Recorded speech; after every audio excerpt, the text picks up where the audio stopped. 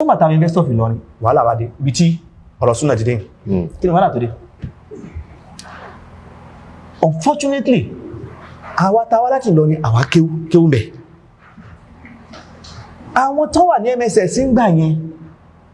àwọn tí wọ́n wà ń bẹ̀ àwọn táwa láti ìlú mi ní Èkìtì Oǹdó Ọ̀yọ́ Ògùn ẹ̀mà àwọn pípẹ̀ sí tawhid àwọn ẹgbẹ́ kan náà wà ń Ìlọrin nígbà náà àwọn ọmọ Ìlọrin ló pọ̀ bẹ̀ àwọn ni wọ́n dé tọ́ abáyẹ̀rígbà àwọn náà ní rògbà àwọn náà ń gé sókòtò wọ́n lò jáàbù sọ́wọ́ sáàmù ẹ̀mà iṣù ńgbàtàwò sẹ̀tí Islam àwọn sáàmù pé nǹkan náà ní ẹjá wọn jẹ́ iṣù wá ṣẹlẹ̀ iṣù wá ní wípé àwọn kan wá jáde lára àwọn àwọn adìṣíà káì ìyẹn ni the last thing that broke the world camel's back ó sọ àdálù so bí wọ́n ṣe di ṣíà nínú àwọn ọmọ Ìlọrin jẹ́ ní wọ́n àwọn tó wà lẹ́mẹsẹ̀sì làwọn pèpè sí tawhid ṣùgbọ́n kò sí mọ̀tá fi lè bá ṣíà fà àwọn sì ní mọ̀tá fi lè bá ṣíà fà tọ́ ibi wàhálà bá dé wàhálà ní pé iṣẹ́ tá a bá wí ní ṣíà àtẹ́nísì yẹ́ padà tún rọ fáwọn Súfí náà ṣẹ́mọ̀ pé wọ́n rà sáfẹ́ ṣe báyìí pé odò ọba kún ní pé gọ́sà wá tàbí èmi mashallah àsìkò tó dáa ní I wish people wọ́n mọ̀ nǹkan yìí nǹkan gbọ́dọ̀ wà gradual ni and anybody tí ó bá sì ti mọ̀ bó ṣe ń lọ ní ẹ́ ṣe gíragíra alhamdulillah àwọn nǹkan bẹ táwà padà mọ̀ tó yíwa tó pé ó help wa ní ìsìn pé wọ́n ṣe pẹ̀lẹ́pẹ̀lẹ́ so nígbà náà pé tàbá ti lọ cosmetic mímọ̀ àlọ́nà ẹ̀lẹ́fù àwọn kan mẹ́rin nínú àwọn ṣe àyàn táwọn àwọn mẹ́sìn tàbá ti wà ní tíátà ọ̀rọ̀ wọ́n sàmọ́ wíwí kú wí ní wò pé agbára mi ká ọ̀ ṣùgbọ́n iṣẹ́ ta àwọn tí wọ́n fún wọn ní rọ́dún náà brother mrs kò sí kéwù àmọ́ àwọn ni wọ́n lò dodo lọ́dọ̀ Allahu Akbar ó mọ̀ sọ pé àfiwé kéwù ń gbà náà ẹ máa gbọ́ iye ọkàn nù ìkejì tó ní pé òṣèlú náà tó ń bẹ́ẹ̀ nílọrin ará Ìlọrin tó kò ní kéwù jọ ọmọ Ìlọrin àwọn Ìlọrin ní kéwù àwọn náà sọ pé àwọn làáfà gbogbo èèyàn bí níjọ́ ni o ara tó sọ ni pé anybody tó bá ti wá láti ìlú mi gbogbo tó gbogbo ní ọmọ ilẹ̀ gbó ní ìmọ̀ bóyá dáadáa ọmọ ilẹ̀ gbó lọ́wọ́ akọ́ wà ń kéwú tọ́ náà àwọn táwọn fẹ́ràn àwọn sàábí ànábì tán fẹ́ súnnà ànábì ọmọ ilẹ̀ gbó làwọn àwọn ọmọ Ìlọrin òṣèlú tí ń fẹ́fọ́ wọn báwọn òṣèlú ò fẹ́fọ́ wọn òṣèlú fẹ́fọ́ àwọn síyánu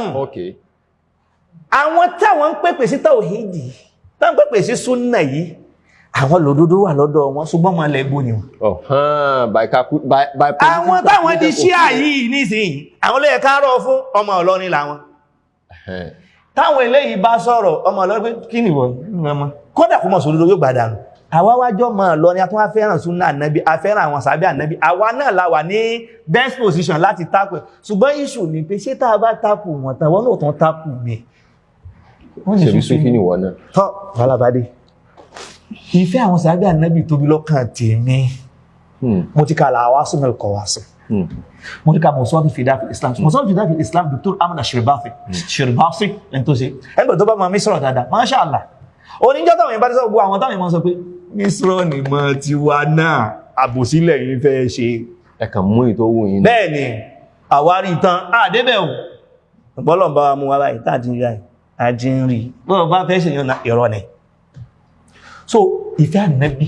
ìfẹ́ àwọn sàábí ànábì al-Awasim al-Qawasim mọ̀sọ́lù fi dágbọ́ àwọn tó mọ̀ ká ìyí tí bá ṣe máa wò náà ni then àwọn Súfí náà náà ṣe jẹ́ bàbá wọ́n fẹ́ràn àwọn sàábí ànábì débí tọ́ but tawhidi táwọn ilé yìí sọ yìí wọ́n wá lóòtún fẹ́ fún Súfí sẹ́yìn àwáwò èmi lọ́rẹ̀ kan bá Dr. Abdulmajid Abidoye náà Abidoye ti di consultant nísìn Allah àwọn àna tèmi ní bẹ́ẹ̀ni anáyìn bẹ́ẹ̀ni Dr. Abidoye Masha Allah kọ́lọ̀ máa sàlékún dáadáa àjọwọ̀ university àjẹsà jẹ́mbì ni òun lọ dáró lórùn ọmọ kéwú gan ní Masha Allah kéwú bẹ ohun tẹ́ fún parí An-Nabawiyyah kéwú bẹ àmọ́ ó fẹ́ràn ẹ̀sìn so issue ní pítà bá ti dé bẹ́ẹ̀ yẹn àwọn máa láwọn tó wà lẹ́mẹ̀ẹ́sẹ̀ pé wọn ò mọ̀ kéwú sáàsì mọ̀ pẹ́tẹ́ yẹn bá gbọ́dọ̀ lọ́wọ́ ṣọ́bà mọ̀ kéwú ọ̀nà máa ti gíragíra àwọn àfá yẹn wọn ò mọ̀ súnnà àwọn àfá ti wá sí ní ẹgbẹ́ ìbọ̀tí wọn náà mọ̀ kéwú sẹ́mà agbára fòdòdó pé òdúdú yìí kò rẹ̀ ti ṣùgbọ́n wọ́n náà ṣe pẹ̀lẹ́pẹ̀lẹ́ jẹ́ ìdí bẹ́ẹ̀ ni kí ń kọjọ́ ọ̀rọ̀ bọ́ kan sáà mú lókè hun àwọn bóòlù ẹ̀sì fẹ́ ṣe pé bóòlù ẹ̀sì fẹ́ mọ èyí páwọn ẹni yìí wọ́n gbìyànjú fún kéwú ibi tí kíní yẹn ṣépù bí mo ṣe ń padà mọ́ ń ṣe nǹkan mi later in life mo mọ àwọn èèyàn dáadáa mo sì máa tó ń kálukú tó dá sí tó sì kàn tún máa wá acknowledge dáadáa kí n fi lè gbà yí tí ò dá lọ́wọ́ ẹ̀. Bàbá débẹ̀ ọ̀rọ̀ sí àlùbí nínú rúùmù wa tá a wà Dr. Abdullah ní ìsọ̀rọ̀ ti consultant radiologist ní FMC Abẹ́òkúta gbogbo àtàjọ wa rúbí gbé sílẹ̀ mìíràn on the level gbàgbọ́n aládá tọ́ mi na faculty of medicine náà lájọ wa so ehun à ń pè nìkan náà ní Dr. Abdulwasi Adeniyi mashallah ìwé pọ̀ on Sunnah ni òun náà consultant radiologist òun náà níbi tá a ti wá wà tábà tí wọ́n ń sọ̀rọ̀ rúùmù Abdulwasi ti wà lẹ́mẹsẹ̀s bẹ́ẹ̀ òun máa ń sọ fún mẹ́sẹ̀s pé ha wọ́lá tẹ́fà mo lẹ́nìkan ní rúùmù mi ha tẹ́ ẹ bá lè pé yóò bá yín lálà sí àwọn ilé yìí tẹ́ ń wí tẹ́mà òun náà mọ̀ bẹ́ẹ̀ mi náà sọ̀rọ̀ pé náfà lè ṣe Sunnah mo ní ká ṣe Sunnah ká wá takọ̀ àwọn bàbá àti bàbí kan lálà sí wọn láìláì